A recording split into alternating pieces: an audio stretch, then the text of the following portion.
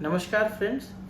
आज मैं फिर से दोबारा ये वीडियो बना रहा हूँ। कल मैंने जो गन्ने के साइलेज वाला वीडियो डाला था उस पर आज एक मेरे सब्सक्राइबर ने मेरे से पूछा है कि इसके प्रॉफिट के बारे में वगैरह के बारे में आप बताइए, और कैसे फर्स्ट लैक्टेशन, सेकंड लैक्टेशन, किस लैक्टेशन की गाय लेनी चाहिए ये बताइए, और ये बताइए कि हीफर लेनी चाहिए या किस तरीके की गाय लेनी चाहिए, है ना, और कैसे शुरू करना चाहिए आपको फार्म। तो देखिए, अगर आप 10 गाय का फार्म से शुरू कर रहे हैं तो शुरुआत में आपको कम से कम 6-7 लाख रुपए का आप इन्वेस्टमेंट मान के चलिए।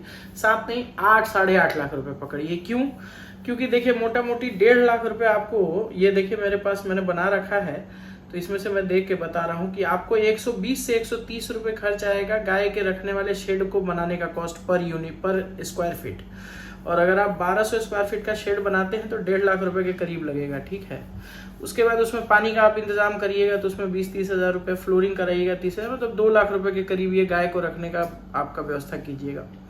उसके बाद जो उसका फीड वगैरह रखने का, या आप वहाँ पे खुद कोई व्यक्ति अगर रहता है तो उसको रहने के लिए अगर बनाएंगे तो 200 स्क्वायर फीट, 250 स्क्वायर फीट का वो बनाएंगे तो उसमें आपको 40-45 हज़ार, 50 हज़ार रुपये जैसा अमाउंट लग जाएगा।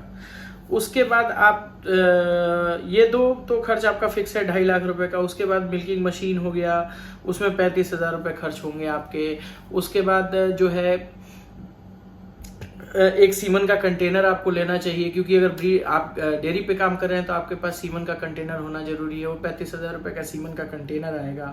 उसमें कुछ सीमन आप खरीद के लाएंगे, मान लीजिए 20 या 25 सीमन लेके आते हैं तो सीमन का कॉस्ट भी, अगर आप 6 सीमन लेके आ रहे हैं तो 1200-1300 रुपये पर पीस के हिसाब से 30-40 हज़ार का सीमन आएगा आपका।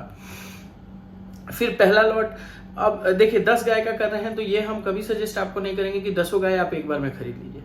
पहले आप 3 गाय खरीदिए, फिर उसके 3 से 4 महीने बाद जब वो तीनों गाय आपकी थोड़ा दूध, जब उनका मिल्किंग कम हो जाए तो फिर 3 गाय खरीदिए, और वैसे करके एक साइकिल बना दीजिए, ठीक है। और कोशिश कीजिए कि 3 मंथ्स, ब्याने के 3 महीने के अंदर आपकी पहली जो तीनों गाय हैं वो दोबारा प्रेगनेंसी कंसीव कर लें, और उससे आपका ये बेनिफिट होगा कि हर साल आप एक गाय से एक बच्चा ले पाइएगा, और आपका जो वो सर्किल हम बनाने के लिए आपसे बोल रहे हैं वो चीज़ बन जाएगा।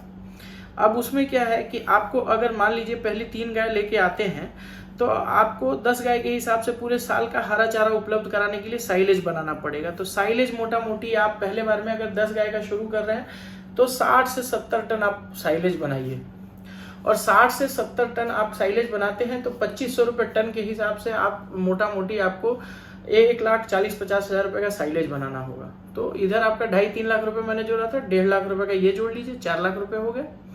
इसके अलावा आपका छोटा मोटा कुछ और सामान होगा, वो 1-1.5 लाख रुपए का वो आ जाएगा, तो 5-5.5 लाख रुपए ये हो गया। 1.5 लाख रुपए आपका फर्स्ट लॉट का गाय हो गया, तो ये हो गया आपके 7 लाख रुपए यहाँ खर्च, जिससे आपका 3 गाय आई है, लेकिन आपके पास तैयारी 10 गाय रखने की है।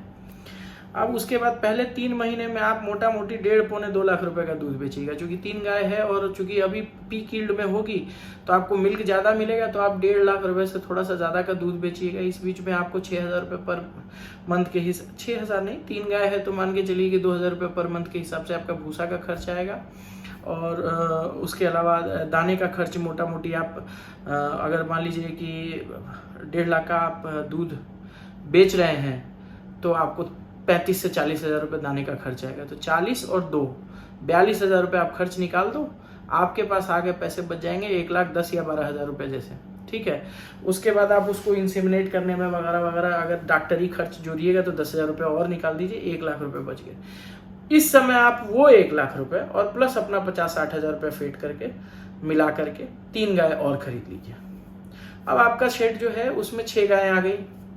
3 गाय जो है वो 3 महीने की मिल्किंग कर चुकी हैं, और आपका उन गायों का आपने इंसेमिनेशन करा दिया है। वो गाय का प्रेगनेंसी जो है 2 महीने बाद आप कंफर्म कर सकते हैं। अब ये जो 3 गाय हैं ये अपने हाई यील्ड पे रहेंगी, और वो 3 अपने मीडियम साइड, मतलब पहले जो अगले 3 महीने हैं, पहला तो फर्स्ट जो पीरियड है 3 मंथ्स का उन्होंने पार कर लिया, दूसरे 3 महीने में वो हैं तो उनका मिल्क थोड़ा कम हो जाएगा। मान लीजिए एवरेज अगर आपको 18 लीटर पहले 3 महीने में मिला है एवरेज, तो दूसरे में वो 14 से 15 लीटर के बीच में रहेगा, ठीक है। और आप इस बीच में फिर 2.5-3 लाख रुपए का दूध बेचेंगे अगले 3 महीने में 6 गाय से। अब इस 2.5-3 लाख में आपको जो है भूसे का खर्च बढ़ जाएगा, 5,000-5,500-6,000 रुपये पर मंथ के हिसाब से आपका भूसा चला जाएगा, और 3 महीने में 15,000 का भूसा और 60 से 65,000 रुपये का आपका दाना लग जाएगा। ठीक है, तो आप मोटा मोटी इसमें से 70-80 हज़ार रुपये खर्च निकाल दीजिए, फिर आपके पास 1,60,70,000 रुपये बच गए। इस बार आपको अपना पैसा मिलाना नहीं है, आप इसी पैसे से गाय खरीद सकते हैं और आपके पास 10 गाय हो जाएगी। अगर आप शुरू में 7 लाख रुपए लगाए हैं और आपको कोई गाय की बीमारी नहीं हो रही, मतलब आपकी कोई गाय का आपको हताहत या नुकसान नहीं होता है, तो उस 7 लाख से ही पूरे साल भर में आप जो है 9 से 10 गाय और कम से कम 5-6 बच्ची के मालिक हो जाइएगा। ठीक है, और अब इसमें आप कहिएगा बचत कहाँ है, तो बचत यही है कि उसी 7 लाख रुपए में आपके पास 10 गाय 5 लाख रुपए की गाय खड़ी हो गई है, 4.5-5 लाख रुपए की, और 10,000 रुपए के हिसाब से बच्चा का भी कॉस्ट लगाइए तो 50-60 हज़ार रुपए के बच्चे भी तैयार हो गए। ठीक है, और उसके बाद इनकी ड्राइंग पीरियड में आपको आपका जो खर्च है वो लगेगा, फिर अगले साल जब आप साइलेज बनाइएगा तो वो कॉस्ट आपको आएगा, और फिर अगले साल से आपको जो है आपका थोड़ा थोड़ा मार्जिन बढ़ते जाएगा। ठीक है, अब ये जो है ये टोटल हिसाब किताब आपको बनाने के बाद आप उसमें जिस तरीके से पहले 3 साल प्रॉफिट के ऊपर मत ध्यान दीजिए, पहले 3 साल बिजनेस को जमाने पे ध्यान दीजिए, उसको सेटअप को पूरा रेडी करने के लिए आपको एक सिस्टम में वो चलना चाहिए, और उस सिस्टम को डेवलप करने के लिए आपको धीरे धीरे स्टेप बाय स्टेप उसमें बढ़िए। ठीक है, हरे चारे की उपलब्धता पे ध्यान दीजिए, चारा गाय को अच्छा मिले, गाय को हवादार जगह में रखिए, गाय को गर्मी हीट स्ट्रेस में आने से बचाइए, हीट स्ट्रेस में नहीं आए, और ये सर्रा जैसे रोगों से बचाइए। सर्रा से बचाने के लिए कभी भी जो है बरसात के मौसम में आप हरा चारा मत दीजिए या कम दीजिए, या वैसे हरे चारे दीजिए जो लंबी उगाई के हों।